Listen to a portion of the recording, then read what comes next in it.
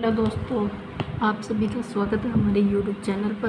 तो आज की हमारी जो ये वीडियो है जो ऋग्वेद का पूर्ण सार है, या हम कह सकते कि ये जो दो प्रश्न है ऋग्वेद के आधार पर अग्नि देवता की विशेषता बताए या अग्नि सूक्त के वर्ण्य विषय की अपनी भाषा में वर्णन करें, यानी कि पूरा जो अग्नि सूक्त है उसके बारे में। तो आइए हम वीडियो को शुरू करते हैं।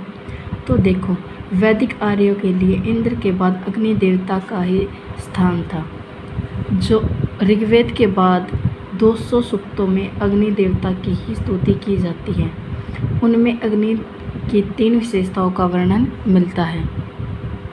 नंबर 1 तो है यज्ञ की आहुतियों का ग्रहण करना, यानी कि जो वैदिक आर्य, जो वैदिक काल के समय में जो आर्य थे, वो इंद्र के बाद दूसरा देवता इंद्र का, यानी कि अग्नि देवता का ही स्थान था। जो इंद्र के बाद जो स्थान था, ठीक है। तो उनका जो विशेषता है, इन्होंने 3 विशेषता बताई है कि यज्ञ की आहुतियों का ग्रहण करना, यानी कि जो भी यज्ञ में आहुति हम देते हैं किसी भी देवता की, तो वो किसके थ्रू जाएगी, किसके यज्ञ में, अग्नि देवता के थ्रू, ठीक है। और नेतृत्व शक्ति से युक्त होना और तेज तथा प्रकाश की अधिष्ठता होना, ठीक है, यानी कि ये तेज और प्रकाश करने वाला देवता है, ठीक है। अग्नि यज्ञ की आहुतियों को अन्य देवताओं तक पहुंचाती है तथा ऋग्वेद में अग्नि के स्वरूप और उसकी उत्पत्ति तथा उसके महत्व का प्रतिपादन करते हुए अनेक रूपों में उसकी स्तुति की गई है। आजकल भी अग्नि का इतना महत्व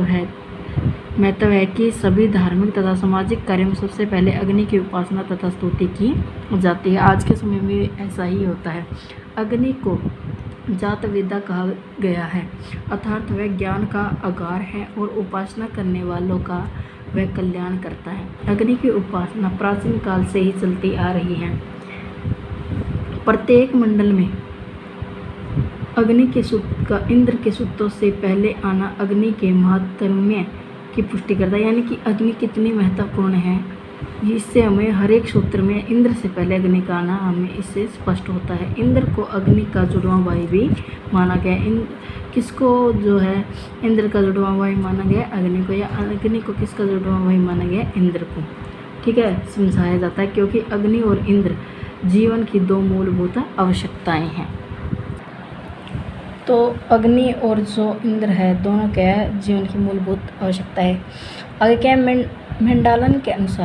मैकडॉनल के अनुसार अग्नि नाम भारोपियत व संस्कृत में अक धातु से निरूपण है। इसका लैटिन भाषा में इग्रिस तथा स्लोवेनिक में ऑर्गनी रूप बन गया, यानी कि ऋग्वेद के मंत्रों में अग्नि का विशेष संबंध युद्ध से है। अग्नि का विशेष संबंध किससे है? युग से। अतः इसे वृष्ट, यानी कि अगर हमें दे दे कि अग्नि का स्वरूप लिखे तो इसमें हम लिखेंगे जो है ऋग्वेद के मंत्रों में अग्नि का विशेष संबंध है युद्ध की अग्नि से है। अतः इसे घृत पृष्ठ, यानी कि घी की पीठ वाला, या सोचिस केश, यानी कि ज्वालाओं के बालों वाला, या रक्तमश्रु, यानी कि लाल दाढ़ी वाला, या तीक्ष्ण दंतम, यानी कि तेज दांतों वाला, और रुद्रदन, यानी कि स्वर्णित दांतों वाला कहा गया है।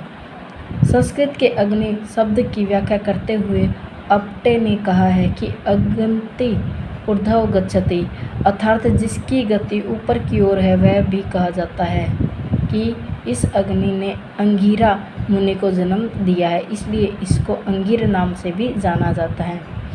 या तत्वे तत्संबंधिक्रम, यास्क ने अग्नि शब्द का निर्वाचन करते हुए अग्नि भरवती, वह सबसे आगे जाता है तथा वह सभी का उपकार करता है, अतः अग्नि देवता कहा जाता है। अंगिरा, अंगारा ऐतरेय ब्राह्मण में कहा गया है। ऐतरेय ब्राह्मण में क्या? अंगिरा, अंगारा कहा गया है, यानी कि ये अंगारा अंतस्ते इंद्रस्य भवन्तेनेति, यानी कि इस प्रकार ऋग्वेद में तथा ब्राह्मण साहित्य में अनेक प्रकार से अग्नि देवता की विशेषताओं का विधित रूप से वर्णन मिलता है। इस अग्नि की कुछ विशेषताएं कुछ इस प्रकार से हैं। नंबर 1, यह अग्नि सुंदर अवयव वाली है। वह सदा यह नाम रहती है, यानी कि देवताओं के लिए अर्पित है। वह अग्नि वायु के संयोग से उत्पन्न होती है। वह अग्नि जो प्रज्वलित होती है तो वह दुलोक तथा भूलोक में प्रकाशित करती है। नंबर 2, वह अग्नि देवताओं का मुख है।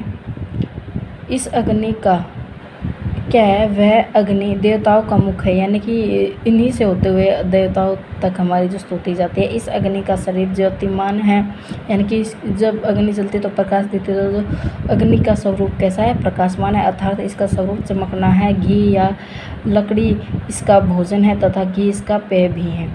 ठीक है, इसकी उत्पत्ति जल से मानी जाती है क्योंकि वह अग्नि जल के गर्भ रूप में रहती है। अतः इसे जल का पुत्र भी कहा जा सकता है। इसे आकाश से भी उत्पन्न माना गया है क्योंकि सूर्य भी अग्नि का ही रूप है। ऋग्वेद में अग्नि के त्रिविध जन्म का उल्लेख मिलता है। कितने जन्म का, त्रिविध जन्म का। प्रथम जन्म यज्ञ कर्म की 2 अरणियों से होता है और अग्नि अपने माता पिता रूपी इन अरणियों से उत्पन्न होते हैं। इन्हीं निगल जाती है। अरणियों के संघर्ष में बल की आवश्यकता के कारण इसे अर्जुनोपात यानी कि शक्ति पुत्र भी कहा गया है। 5वां है, अग्नि की उपमा अनेक पशुओं से दी गई है। इस महान शब्द करते हुए बेल के समान है। वह देवता के वाहन के समान है जो यज्ञ के देवताओं तक ले जाता है। इसको प्रकाश में उड़ने वाला जो गरुड़ है शयन के समान भी बताया गया है, यानी कि लकड़ी भी इसका भोजन है और पिंगला मक्खन इसका पेय पदार्थ है। इसका जो रूप है उज्ज्वल है और इसकी उज्ज्वलता पर अधिक जोर दिया गया है। सूर्य की किरणों, उषा और मेघों से इसकी तुलना की गई है। वह अंधकार का उपहारक है और रात दिन का प्रकाशक है। वह धूप आकाश की ओर उड़ता है, अतः इसको धूमकेतु भी कहा गया है। धूमकेतु जो कि यह रक्षक एवं दानी भी है। वह अपने सतोता को सारी वस्तुओं, रक्षक कैसे है, अगर हमें सर्दी होती है तो अब अगर हम अग्नि जला लेते हैं तो वो हमें सेक देती है, जिससे हमारा शरीर क्या है, गर्म हो जाता है। यह अपने सतोता को सारी वस्तुएं, यानी कि जो उनकी स्तुति करता है उसको सारी वस्तुएं विशेष रूप से अग्राहित या आनंद संतति या अभ्युदय से युक्त करता है, यानी कि उसे हर एक प्रकार की, अगर वह किसी देवता की स्तुति करे तो उस तक उसकी जो स्तुति है उसको पहुंचाता है। अग्नि की चमक कभी पुरानी नहीं पड़ती। अश्य ततेवेशा अजरा, वह अग्नि दर्शनीय, कांति युक्त तथा कभी जीर्ण न होने वाली है। ऋग्वेद में कहा गया है कि मरणशीलों में अमर है, यो मृतेषु अमृत है। वह मनुष्यों को प्रेरणा देने वाला देवता है। मनुष्य इत्यर्थे, यानी कि मनुष्य इसलिए इसका ध्यान करता है। 9वीं विशेषता है कि अग्नि सबके लिए उसी प्रकार कल्याणकारी है जैसे पिता पुत्र के लिए कल्याणकारी होता है। 10वीं है, अग्नि अनेक प्रकार की कामनाओं की पूर्ति करने वाला देवता है। वह अन्य सभी देवताओं को यज्ञ में लाने वाला देवता है। अग्नि का आवाहन का भक्षण करने वाला, हव्य का भक्षण करने वाला भी कहा गया है। वह मेध्य यानी कि सदा पवित्र करने वाला है।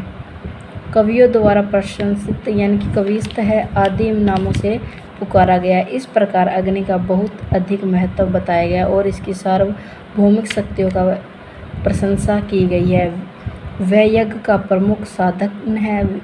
यह हव्यों को देवता तक पहुंचाता है और सभी मनुष्यों को इसको चाहते हैं। अंत वह वैश्वानर है, सब इसकी स्तुति करते हैं। अंत वह नारांश है। तो इस प्रकार से हमने जो अग्नि सूक्त है वो इसमें पूरी इसकी विशेषता आ चुकी है। इसी प्रकार से ऋग्वेद के जो इंद्र सूक्त है, सविता सूक्त है, इनकी अगर वीडियो चाहिए तो वीडियो में कमेंट करें।